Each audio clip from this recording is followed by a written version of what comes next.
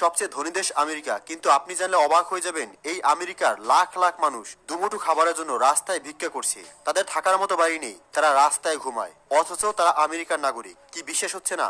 আপনি জানলে অবাক হয়ে যাবেন আমেরিকার লাখ লাখ যুবতী মেয়েরা টাকার জন্য নিজের দেহ বিক্রি করে দিচ্ছে। রাত হলেই সেখানে থাকা নেশাখোররা এই যুবতী মেয়েদেরকে ধর্ষণ করে। সেখানে ঘুরতে আসা বিভিন্ন পর্যটকরা সামান্য কিছু টাকার বিনিময়ে সুন্দরী সুন্দরী যুবতী মেয়েদেরকে এক রাতের জন্য কিনে নিচ্ছে। আপনি বিশ্বাস করতে পারবেন না যে আমেরিকাকে আপনি দুনিয়ার সবচেয়ে ধনী দেশ মনে করেন, সেখানে এমন কিছু হয় যা আজ আমরা আপনাদেরকে সরাসরি লাইভ দেখাবো। আপনি হয়তো শুনেছেন যে আমেরিকার ভিসা পাওয়া সোনার হরিণের মতো, কিন্তু আপনি যখন নিজের চোখে দেখবেন যে আমেরিকার মানুষজন খাবারের অভাবে রাস্তায় ভিক্ষা করছে, তখন আপনার এই ধারণাই পাল্টে যাবে। সম্পূর্ণ ভিডিওটি দেখুন, আপনি এমন এমন ঘটনা দেখবেন যা আপনি স্বপ্নেও ভাবেননি। শুরু করার আগে নতুন বন্ধুরা ভিডিওটিকে লাইক করে চ্যানেলকে সাবস্ক্রাইব করে রাখুন, যাতে এই ধরনের ভিডিও সবার আগে পেয়ে যান। চলুন শুরু করি। এটা হচ্ছে ফিলাডেলফিয়া, যেটা যুক্তরাষ্ট্রের পুরনো শহরগুলোর মধ্যে একটা। এক সময় এটি ছিল উত্তর পূর্বের একটা দারুণ শিল্প এলাকা। বিশেষ করে 19 শতক থেকে 20 শতকের প্রথম অর্ধেক পর্যন্ত এখানে অনেক কলকারখানা ছিল। আর কেনসিংটন ছিল এই কলকারখানা আর শ্রমিকদের সবচেয়ে ঘনবসতিপূর্ণ এলাকাগুলোর মধ্যে অন্যতম। ভাবুন কত মানুষ এখানে কাজ করত। কিন্তু দ্বিতীয় বিশ্বযুদ্ধের পর পরিস্থিতি দ্রুত পাল্টাতে শুরু করে। শিল্প কারখানাগুলো যেন হঠাৎ করে দুর্বল হয়ে পড়লো। পোশাক, যন্ত্রপাতি আর ধাতুর মতো বড় বড় শিল্পগুলো একে একে বন্ধ হয়ে যেতে লাগলো। 1970 সালের শেষের দিকে ফিলাডেলফিয়া শহরে প্রায় 2,50,000-এরও বেশি মানুষ তাদের চাকরি হারায়, যারা শিল্প কারখানায় কাজ করত। 80 দশকের শেষের দিকে এই পরিবর্তনের খারাপ লক্ষণগুলো ভালোভাবে বোঝা যেতে শুরু করলো। সরকারি সুযোগ সুবিধাগুলো খারাপ হতে শুরু করে। এলাকার স্কুলগুলোতে টাকার অভাব দেখা দিল। রাস্তাঘাট, ব্রিজ সবকিছু ভেঙে পড়ছিল। আর গণপরিবহন ব্যবস্থাও ছোট হয়ে আসছিল।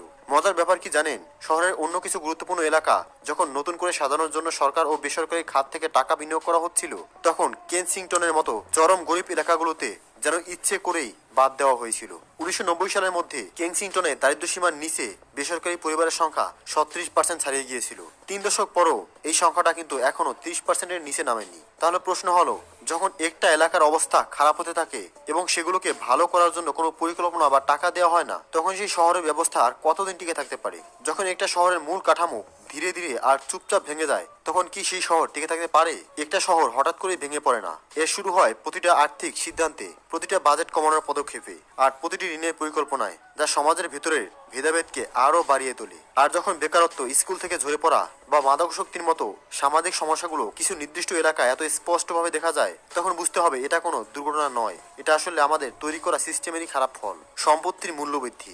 গত দশকে ফিলাডেলফিয়ায় বাড়ি ভাড়া যে হারে বেড়েছে তা দেখলে অবাক হতে হয়। 2013 সাল থেকে 2023 সালের মধ্যে শহরের গড় ভাড়া 37%-এর বেশি বেড়ে গেছে। অথচ এই একই সময়ে মানুষের আয় বেড়েছে মাত্র 14%। এর মানে কি জানেন? আপনার আয় যদি 100 টাকা বাড়ে, তাহলে আপনার ভাড়া বাড়ছে তার প্রায় 3 গুণ। বিশেষ করে কেনসিংটন আর ফেয়ার হিলের মতো জায়গাগুলোতে তো পরিস্থিতি আরো ভয়াবহ। সেখানে ভাড়া বেড়েছে মানুষের আয় বাড়ার গতির চেয়েও দ্বিগুণ বেশি। এর ফলে কি হচ্ছে? এলাকার মানুষকে তাদের আয়ের একটা অনেক বড় অংশ শুধু বাড়ি ভাড়ার পেছনে খরচ করতে হচ্ছে, অথবা যে জায়গাটাকে তারা এতদিন নিজের বাড়ি বলতো, সেখান থেকে তাদের বাধ্য হয়ে চলে যেতে হয়েছে। ফিলাডেলফিয়া এখন প্রায় 50% পরিবারের এমন অবস্থা যাদের আয়ের বেশিরভাগটাই চলে যাচ্ছে আবাসন খরচে। সহজ করে বললে, যারা তাদের আয়ের 30%-এর বেশি শুধু ভাড়ার পেছনেই খরচ করে, তাদেরকে অতিরিক্ত আবাসন খরচের বোঝায় থাকা পরিবার বলা হয়। ফিলাডেলফিয়ার বহু পরিবার ইতিমধ্যেই এই সীমা ছাড়িয়ে গেছে। 2024 সালের তথ্য বলছে, শহরের প্রায় প্রতি 4 জন ভাড়াটিয়ার মধ্যে একজন তার আয়ের অর্ধেকেরও বেশি টাকা শুধু মাথা গোঁজার জায়গায় খরচ করে ফেলছে। এদিকে নতুন কম খরচের বাড়ি তৈরির সংখ্যাও মারাত্মকভাবে কমে গেছে। 2024 সালে ফিলাডেলফিয়া নিম্ন আয়ের মানুষদের জন্য মাত্র 3,000-এর কম নতুন বাড়ি তৈরির অনুমতি দিয়েছে। গত 10 বছরের বেশি সময়ের মধ্যে এটাই সবচেয়ে কম। বিদ্যমান আবাসন ব্যবস্থাও যথেষ্ট দ্রুত বড় হচ্ছে না। এর ফলে কি হচ্ছে?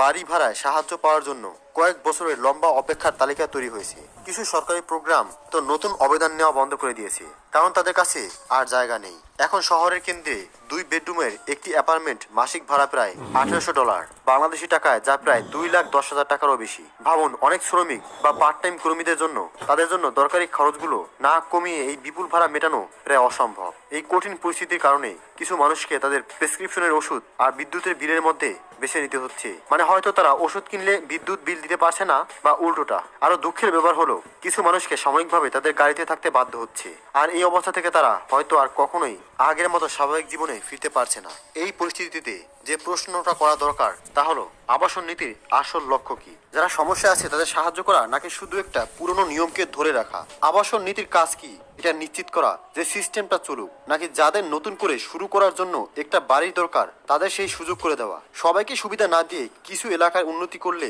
শহরের বহু মানুষের জন্য জীবনযাত্রার খরচ নাগালের বাইরে চলে যায়। এরপরে কিন্তু শুধু আর্থিক নয়, যখন মানুষকে তাদের চেনা পরিবেশ থেকে কোনো স্পষ্ট বিকল্প ছাড়াই সরিয়ে দেওয়া হয়, তখন তাদের কাজ থেকে শুরু করে বাচ্চাদের দেখাশোনা বা চিকিৎসার মতো সব দরকারি ব্যাপারে সমস্যা হয়। আর এই ফাটলগুলোতে মানুষের মনে ভয় আর অস্থিরতা অর্থনৈতিক হিসাবের চেয়েও দ্রুত বাড়ে। ফিলাডেলফিয়ার এই গল্পটা শুধু একটা শহরের গল্প নয়, এটা আমাদের শেখায় যে যখন সমাজ আর মানুষের মৌলিক চাহিদাগুলোর দিকে খেয়াল রাখা হয় না, তখন কি ভয়াবহ পরিণতি হতে পারে। আইনগত ব্যবস্থা। ফিলাডেলফিয়ার কেনসিংটন এলাকার যে গভীর সমস্যাগুলো নিয়ে আমরা আলোচনা করেছিলাম তার একটা বড় অংশ জুড়ে আছে সেখানকার রাস্তায় বসবাস করা মানুষগুলোর প্রতিদিনের জীবন। আমাদের মতো তাদের জীবনযাত্রা কিন্তু মোটেও স্বাভাবিক নয়। কেনসিংটনের মতো অনেক এলাকা এখন মাদকের এক নতুন মহামারীর কেন্দ্রে পরিণত হয়েছে।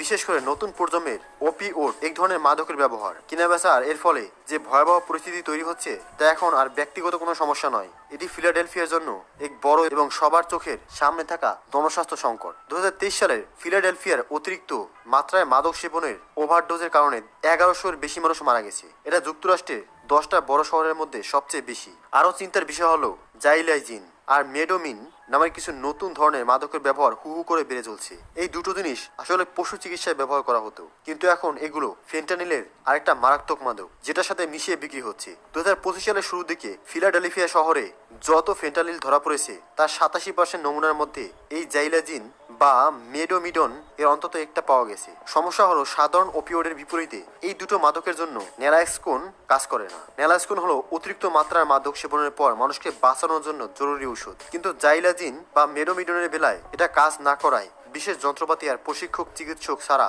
ঘটনাস্থলে কাউকে বাঁচানো প্রায় অসম্ভব হয়ে পড়ছে। এই পরিস্থিতিতে যদি দ্রুত সাহায্য না পাওয়া যায় তাহলে একটা খারাপ চক্র তৈরি হয়। মাদক ব্যবহারকারীরা সময় মতো চিকিৎসা পায় না, ফলে তাদের মস্তিষ্কের ক্ষতি হচ্ছে, শরীর খারাপ হয়ে যাচ্ছে। অন্যদিকে এই চিকিৎসার আর সুস্থ হওয়ার খরচ এত বেশি যে বেশিরভাগ ক্ষতিগ্রস্ত মানুষের পক্ষে তা চালানো সম্ভব নয়। তাহলে প্রশ্ন হলো, যখন এই সমস্যা একটা মহামারীর মতো ছড়িয়ে পড়ছে আর এর জন্য দরকারি সব তথ্য আমাদের হাতে আছে, তখন জনস্বাস্থ্য ব্যবস্থা কেন এত ধীর গতিতে কাজ করছে? এটা এখন আর তথ্যের অভাবের বিষয় নয়। ফরেনসিক রিপোর্ট, অপরাধ তদন্তের রিপোর্ট, হাসপাতালের হিসাব আর ল্যাবের তথ্য পরিষ্কারভাবে দেখা যাচ্ছে যে সমস্যাটা কতটা দ্রুত বাড়ছে আর এই নতুন মাদকগুলো কতটা ছড়িয়ে পড়ছে। তারপরও বাজেট বরাদ্দ থেকে শুরু করে কর্মীদের প্রশিক্ষণ পর্যন্ত সরকার বা কর্তৃপক্ষের পদক্ষেপগুলো যেন বাস্তবতার সঙ্গে তাল মিলিয়ে চলছে না। বেশি ঝুঁকিপূর্ণ এলাকাগুলোতে মাত্র হাতে গোনা কিছু কমিউনিটি স্বাস্থ্য কেন্দ্র 24 ঘন্টা খোলা থাকে। মাদকের দ্রুত পরীক্ষা করার কিট বা ওপিডের বদলে অন্য চিকিৎসার মতো আধুনিক পদ্ধতিগুলো এখন সেখানে চালু হয়নি। একটা শহর নিজেকে সক্ষম মনে করতে পারে না যদি সে তার নিজের কিছু মানুষকে এমন একটা পরিস্থিতিতে বসবাস করতে দেয় যেখানে স্বাস্থ্যসেবা পাওয়ার সুযোগ শুরু থেকেই কেড়ে নেওয়া হয়েছে। যখন একটা বড় সমস্যা প্রতিদিনের চোখের সামনে দেখা যায় কিন্তু যতটা গুরুত্ব দিয়ে সমাধান করা দরকার ততটা গুরুত্ব দেওয়া হয় না, তখন এই দেরির কারণেই সমস্যাটা আরো বড় হয়ে ওঠে। ফিলাডেলফিয়ার কেনসিংটন এলাকার এই গল্পটা আমাদের চোখে আঙুল দিয়ে দেখিয়ে দেয় যখন আমরা সবচেয়ে দুর্বল মানুষদের পাশে দাঁড়াই না তখন একটা শহরের কি অবস্থা হতে পারে। ফিলাডেলফিয়ার রাস্তায় থাকা মানুষগুলোর সকালটা আমাদের মতো অ্যালার্ম বা এক কাপ কফি দিয়ে শুরু হয় না, তাদের দিন শুরু হয় অন্য এক কঠিন যুদ্ধ দিয়ে। তারা প্রথমেই এমন একটা জায়গা খুঁজে বের করার চেষ্টা করে যেখানে তারা কোনো তাড়াহুড়া ছাড়া বাথরুম ব্যবহার করতে পারে, যেখানে মানুষ নজরের বাইরে গিয়ে মুখ ধুতে পারে। ভাবুন তো, আমাদের কাছে যে খুব সাধারণ পরিষেবাগুলি যেমন পরিষ্কার পানি, একটু নিরিবিলি বাথরুম বা মোবাইল চার্জ দেওয়ার জন্য একটা বৈদ্যুতিক সংকট, যেগুলো তাদের জন্য যেন হাতের নাগালের সম্পূর্ণ বাইরে। একটা শহর কি নিজেকে কল্যাণমূলক শহর বলতে পারে যখন তার মানুষের বেঁচে থাকাটা সরাসরি সাহায্য পাওয়ার চেয়ে নানা নিয়ম এড়িয়ে চলার উপর বেশি নির্ভর করে? দিনের খাবার সাধারণত 3টি জায়গা থেকে আসে: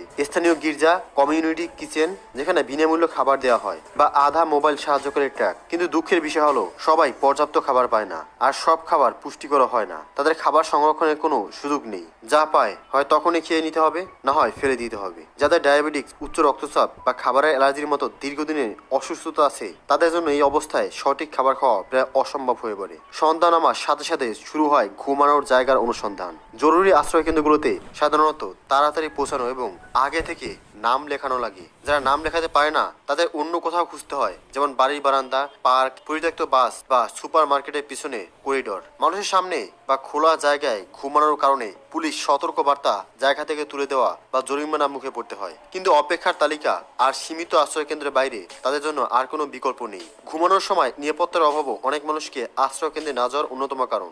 আশ্রয় কেন্দ্রগুলোতে ভিড়, কোনো নিয়ন্ত্রণ না থাকা এবং প্রায় ঝগড়াঝাটি হওয়া, সেগুলো দীর্ঘমেয়াদী সমাধানের জন্য ভালো জায়গা হয়ে ওঠে না। এই কারণে গৃহহীন মানুষেরা একটা বড় অংশ একা ঘুমানোকে বেশি নিরাপত্তা মনে করে, এমনকি খুব খারাপ আবহাওয়ার মধ্যেও। এমন পরিস্থিতিতে নিজের শরীর পরিষ্কার রাখাটা, ব্যক্তিগত স্বাস্থ্যবিধি খুব কঠিন হয়ে পড়ে। অথচ চাকরি খুঁজে পাওয়া বা কোনো সরকারি সাহায্য পাওয়ার জন্য পরিষ্কার পরিচ্ছন্ন থাকাটা খুবই জরুরি। সব এলাকায় পাবলিক শাওয়ার বা বিনামূল্যে পানি পাওয়ার ব্যবস্থা নেই। বেশিরভাগ মানুষকে কমিউনিটি সেন্টার, পাবলিক লাইব্রেরি বা সুবিধাজনক দোকানে থাকা বাথরুমের উপর নির্ভর করতে হয়, আর অনেক সময় সেখানেও তাদের ঢুকতে দেওয়া হয় না। যখন আধুনিক সব সুযোগ সুবিধা থাকা একটা শহরেও হাজার হাজার মানুষকে প্রতিদিন সামান্য আত্মসম্মানটুকু ধরে রাখার জন্য এত কষ্ট করতে বাধ্য করতে হয়, তখন এই সমস্যাটা আর শুধু ব্যক্তিগত থাকে না, এটা পুরো শহরের শাসন ব্যবস্থার আসল লক্ষ্য কি সেটারই সবচেয়ে বড় প্রমাণ হয়ে দাঁড়ায়। বেশিরভাগ মানুষকে কমিউনিটি সেন্টার, পাবলিক লাইব্রেরি বা সুবিধাজনক দোকানে থাকা বাথরুমের উপর নির্ভর করতে হয়, আর অনেক সময় সেখানেও তাদের ঢুকতে দেওয়া হয় না।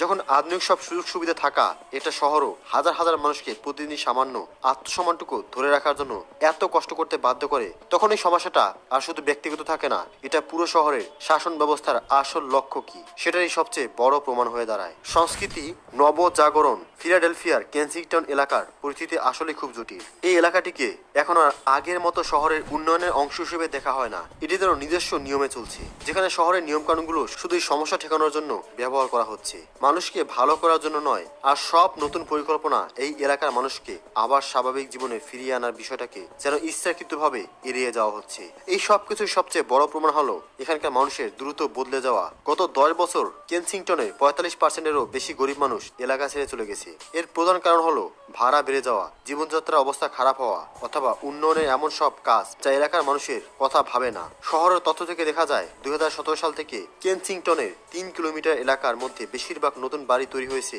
বেশি আয়ের মানুষদের জন্য, যারা আগে এই এলাকায় থাকতো না। জনসংখ্যা দ্রুত বদলে যাওয়ার সাথে সাথে এলাকাটা পরিষ্কার পরিচ্ছন্ন করার একটা প্রবণতাও দেখা দিয়েছে। অনেক জায়গা যেখানে আগে গরিব মানুষেরা তাঁবু খাটিয়ে থাকতো বা দল বেঁধে ধরা হতো, সেগুলো এখন প্রশাসনিকভাবে পরিষ্কার করা হয়েছে। এরপর বিরাট দিয়ে ঘিরে দেওয়া হয়েছে, একত্রিত হওয়া নিষেধ এমন নোটিশ লাগানো হয়েছে, অথবা সাময়িকভাবে